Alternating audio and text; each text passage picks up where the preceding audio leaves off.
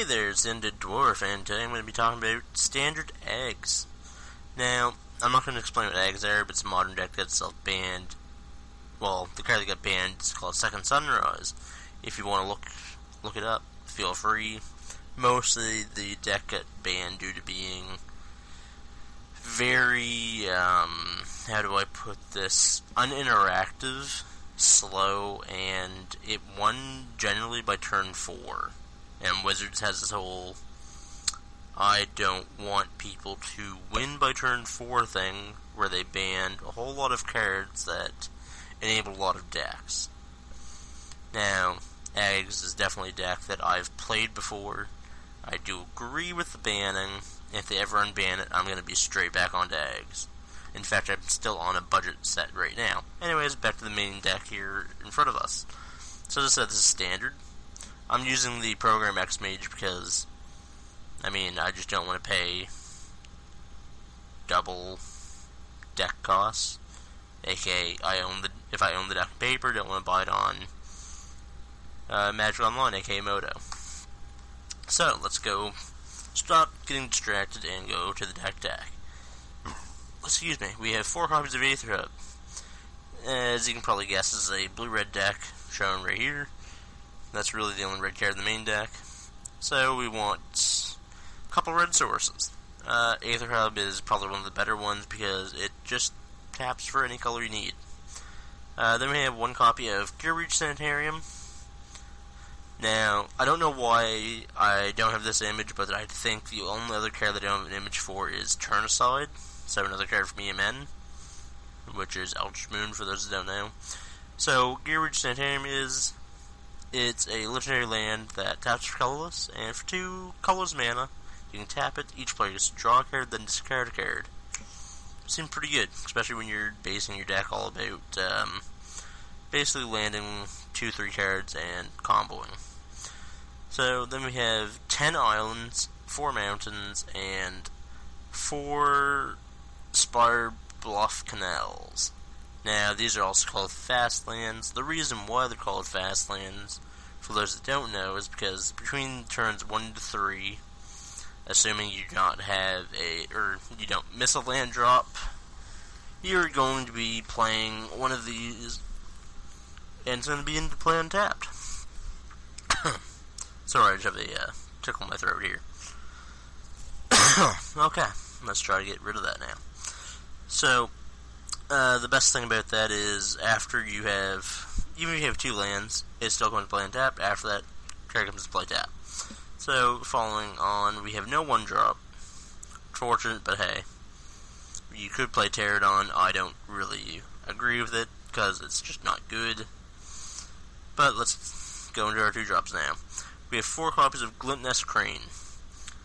Probably the weakest card in the deck, maybe? Maybe. Hard to say. But anyways, 2 mana, 1/3, flyer. Enter battlefield, look top 4 cards of your library, find an artifact from among them, put it in your hand, put the rest in the bottom of your library. Generally, you're finding something to help you win the game fast. Then we have 4 copies of Metal Spinner's Puzzle Knot. 2 mana, enters battlefield, draw a card, lose a life. Rarely are you using the activated ability of it, but if you do, it's the exact same thing, except it doesn't need to enter battlefield. You just have to sacrifice and pay 3 mana, one of which has to be black. Now, 2 ways of doing that, of course. We have Aether Hub, and then we have Prophetic Prism. So, when this enters play, you get to draw a card, and then for 1 mana, you get to turn that 1 mana into any color that you wish. Except brown, because Magic hates the color brown. Anyways, continuing on. One of the more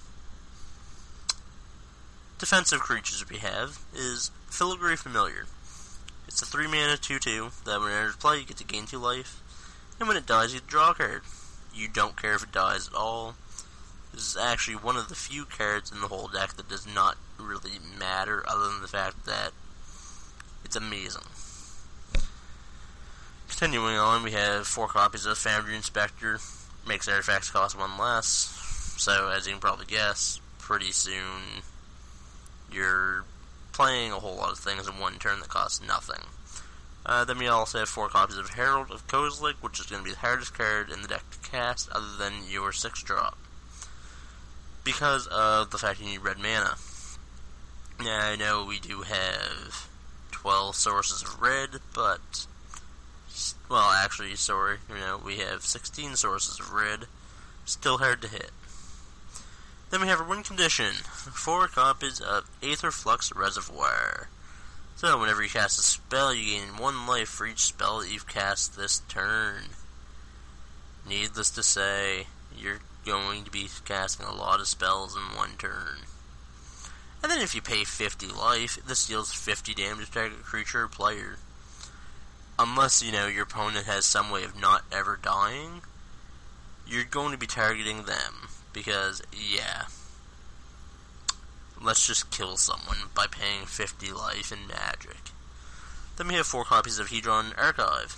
Just 4 mana, tap to add 2. Or you can also add 2 mana, sacrifice to draw 2 cards. Not going to really use that too often. Then we have 4 copies of Paradoxical Outcome. Blah, I hate this name. I'm never going to pronounce it right, and if I get a judge call against me for that, I'm probably going to quit Magic, because the most aggravating name I've ever seen for the last couple sets. But, whatever.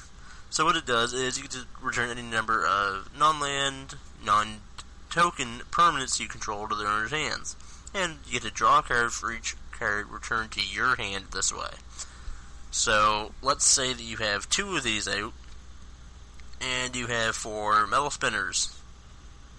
Well, all of a sudden, you play the Paradoxical Outcome, you return all 4 metal spinners, you play metal spinners, you lose 4 life, draw 4 cards, on top of the other 4 cards you drew off the outcome.